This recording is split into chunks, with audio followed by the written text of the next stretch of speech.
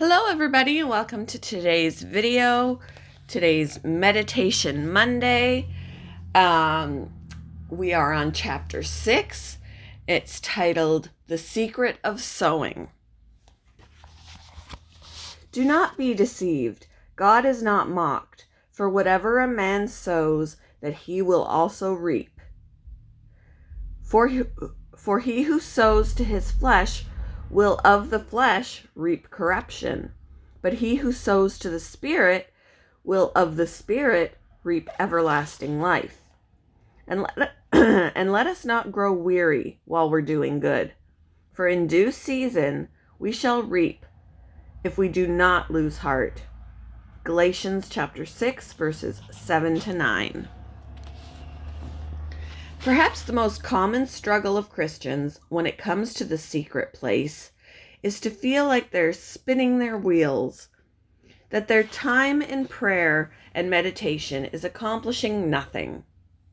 It's very tempting in those times of seeming powerlessness to just move on to something else with a shrug that says, well, maybe it will be better tomorrow.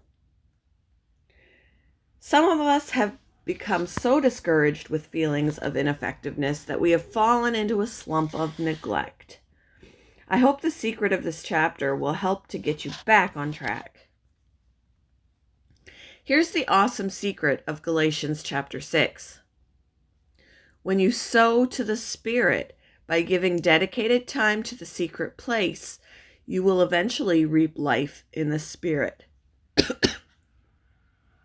Eventually. We have usually applied this text to the grace of giving financially, but it applies equally to the grace of seeking God in listening meditation. It is impossible to sow to the Spirit without reaping a corresponding harvest. When I speak of sowing, I am talking about giving your time to the secret place. I am talking about establishing patterns and habits that enable you to spend significant time with God in the secret place on a daily basis. This kind of sowing will produce a harvest in your walk with Him. It will change you and in turn begin to affect everything around you. Sorry guys, throat's a bit dry. This secret has carried me at times when I was very tempted to give up the intensity of my pursuit of God. When I've been on fasting retreats, for example, I've often been tempted with feeling like my fast is accomplishing nothing in the Spirit. Just when I'm tempted to quit, I remind myself that if I will continue to sow, one day I will reap. I take my focus off my current frustrations and assert my confidence in God's word that a harvest will come my way in time, if I persevere. I've often experienced the secret of this chapter. Many times I've thought my time in the secret place was rather dull and uneventful, but later perspective showed that it had been, in fact, a powerful time with God. The actual impact of the secret place, I've discovered, is usually not evident until a later time. We live in a culture that evaluates its priorities based upon immediate results.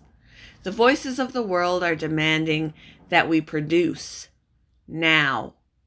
The race to produce can rob us of investing properly in the secret place.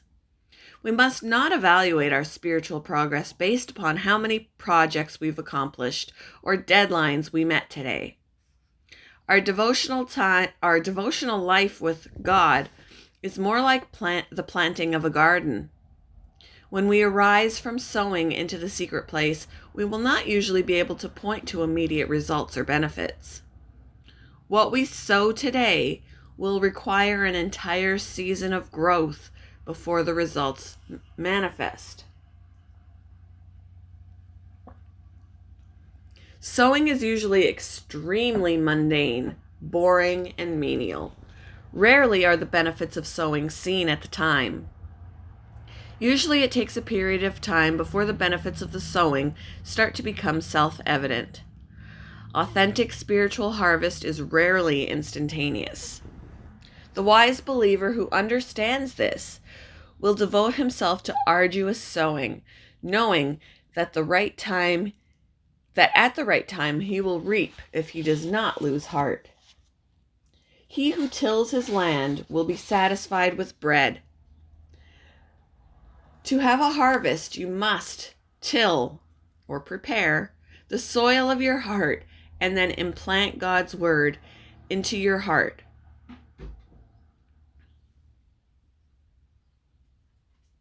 God's word is powerful seed, which will eventually produce a mighty harvest if the soil of our hearts is right.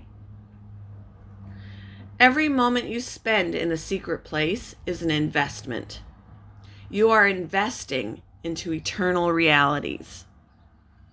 God makes note of your labors and considers how he will honor your devotion. And seeds are being planted in your heart that will bring forth a harvest in your own heart. If you continue to persevere in faith and love. So whatever you do, don't quit. When you feel ineffectual, get stubborn and invest even more. The word being sown into your heart today is going to germinate, sprout, send roots downward and branches upward, and produce fruit. Catch the secret. He who sows will most assuredly reap. Thank you for joining me today for Meditation Monday, and I hope you have all had a very wonderful day. Bye, guys.